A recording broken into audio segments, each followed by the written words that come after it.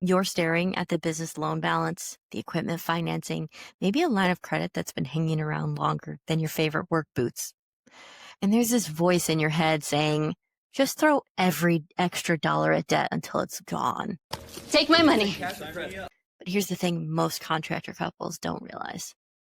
Aggressive debt payoff can actually kill your business growth and leave you cash poor right when you need flexibility the most. That doesn't make any sense. Today, I'm showing you how to pay down debt strategically without choking your cash flow or missing growth opportunities. And stick around because I'll share the one debt payoff mistake that 80% of contractors make that actually costs them more money in the long run. Welcome back to another episode of Built for Two, CEO Edition.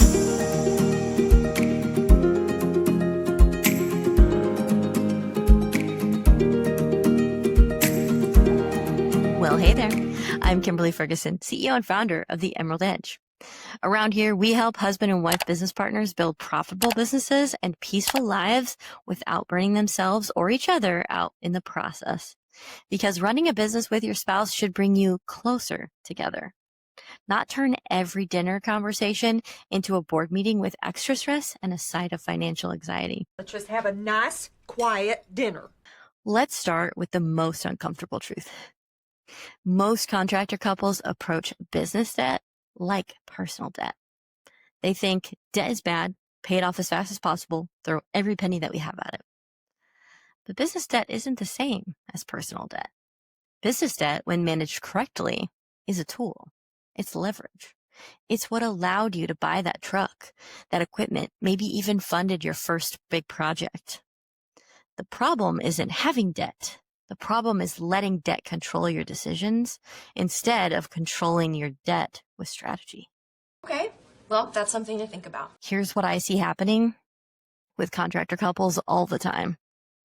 First, you have the cash flow squeeze. You get a good month, maybe you collected on a big job, and immediately you throw an entire chunk at debt. Feels good, right? You're being responsible. But then 2 weeks later, you need materials for the next job, payroll is due, and suddenly you're scrambling. You might even have to use that line of credit that you just paid down.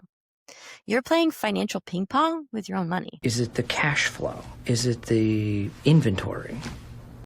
Next, you have the growth killer. This one is even worse.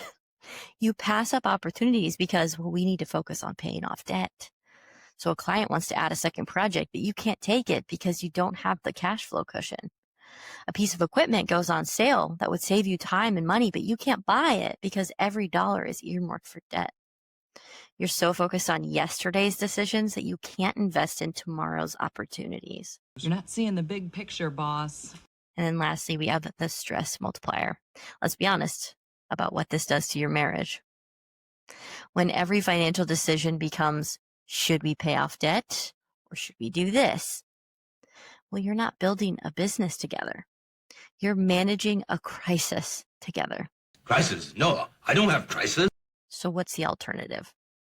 Strategic debt management. This isn't about avoiding responsibility. It's about being smart with your money so your money can be smart for you. So let's jump into the cash flow first principle. So before you pay one extra dollar toward debt, you need a cash flow cushion. For contractors, I recommend 2 to 3 months of operating expenses in the bank, not revenue minus expenses. What does it actually cost to keep your business running for 90 days? This isn't about being conservative either. This is about being strategic. Cash flow is oxygen for your business. You can survive a lot of problems if you can breathe. You can't survive any if you can't. This is just a way to have a safety net. And I'm sure most of you have heard the statistics that 50 to 80% of businesses, depending on the statistic that you read, go out of business and they fail. Well, the reason for that is cash flow. I'm not going to be another statistic. So next we move into the interest rate hierarchy. Not all debt is created equal. If you have a business loan at 4% and a business credit card at 17%, well, guess which one gets the extra payments? It's obvious. I think. And this may seem obvious to some of you, but you'd be surprised how many couples pay debt based on how big the balance is instead of interest rates. High interest debt is an emergency. Low interest debt is a tool. What a tool. So next we move into the growth investment balance. This is the framework that I use with my clients. For every extra dollar that you have, we split it 3 ways.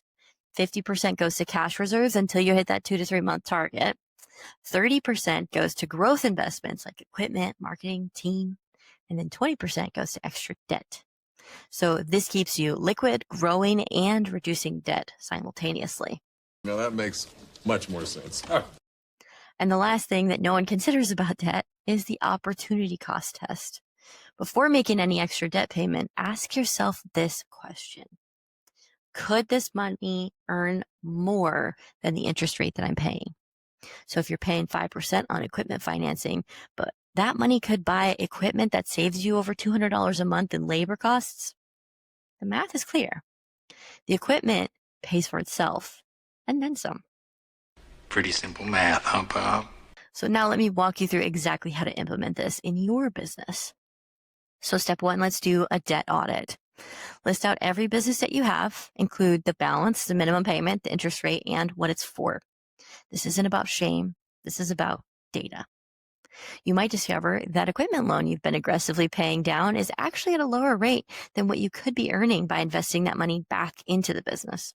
Of course, how could I have not seen it? Step 2, the cash flow calculation. Calculate your true monthly operating expense. Make sure you include payroll, including your own, insurance, vehicle expenses, a healthy average for your materials, office or shop rent, utilities, and your loan minimums. Multiply that number by 2.5, and that's your cash flow target. I gotta make some money. Yeah. Step 3, the priority stack. Rank your debts by interest, highest to lowest, keeping in mind that any debt under 6% goes to the bottom of the priority list.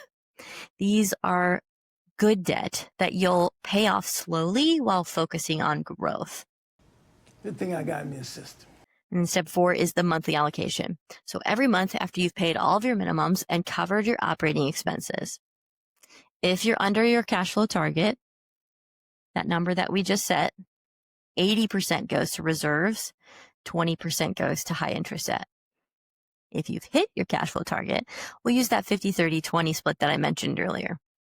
Seems like the only logical solution. And then the most important step is the spouse sync system. This only works if both of you are on the same page. So have a monthly money meeting where you review your current cash position, upcoming project cash flow, debt balances, growth opportunities. Make these decisions together now, not in the moment when you're stressed about money. I've got to fix these things or something. Once you've got the basics down, here are some advanced moves that you can use to accelerate your progress. The refinancing review. Interest rates change all the time. Your credit improves. Every year, review your debt to see if you can refinance at better terms. A 2% rate reduction on a $50,000 loan saves you $1,000 a year. I love it, I love it, I love it. The tax strategy integration. So work with your tax strategist to time your debt payments for maximum tax benefit. Sometimes it makes sense to pay down debt in December for the interest deduction. Sometimes it doesn't. But could you pay me in advance? And then we have the equipment upgrade ladder. So instead of paying off the equipment loans early, use that money to upgrade to newer, more efficient equipment.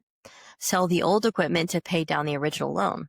A lot of the times you'll end up with better tools and oftentimes even lower debt. Every bit of it's brand spanking new. And then lastly, we want to do the revenue acceleration focus. Sometimes the fastest way to improve your debt to income ratio isn't paying down debt. It's increasing your income. So if you can use that extra cash to land bigger projects or improve efficiency, you might double your money instead of just saving interest. More, less, more. So here's that mistake I promised to share, the one that costs contractors thousands. And that is paying off low interest debt while carrying high interest debt. I see this constantly. Couples will aggressively pay down a 4% SBA loan while carrying a 15 or 25% business credit card balance because the balance on the SBA loan was bigger and it feels more important. Honey, I'm sorry. I thought I was doing the right thing. I guess I... Now, I say this with all kindness and love in my heart for you and your feelings, but math doesn't care about your feelings. If you have $10,000 extra and you put it towards a 4% loan instead of a 15 or 25% credit card, you just cost yourself $1,100 or more in interest over the next year. Always, always, always pay high interest debt first. No exceptions. No exceptions, except Michael. Listen, debt payoff isn't about perfection. It's about progress with a plan. When you manage debt strategically instead of emotionally, you keep your business growing, your cash flow healthy, and your marriage more peaceful. They're checking all my boxes. You know, The goal isn't to be debt-free as fast as possible. The goal is to build a business that's so profitable and efficient that debt becomes irrelevant. If you and your spouse are ready to get strategic about your business finances, not just your debt, our CFO advisory is built specifically for contractor couples who want to scale profitably without sacrificing their sanity or their relationship. Links below. feet. Click, click, click, click, click. This has been another episode of Built for Two, where systems keep your business steady, strategy helps it grow, and building it with your soulmate makes the whole adventure worth it. Remember, you didn't build this business together so you could stress about money together. You built it for freedom. And freedom requires strategy, not just hustle. I hope you have a fantastic day, and I will see you in my next video.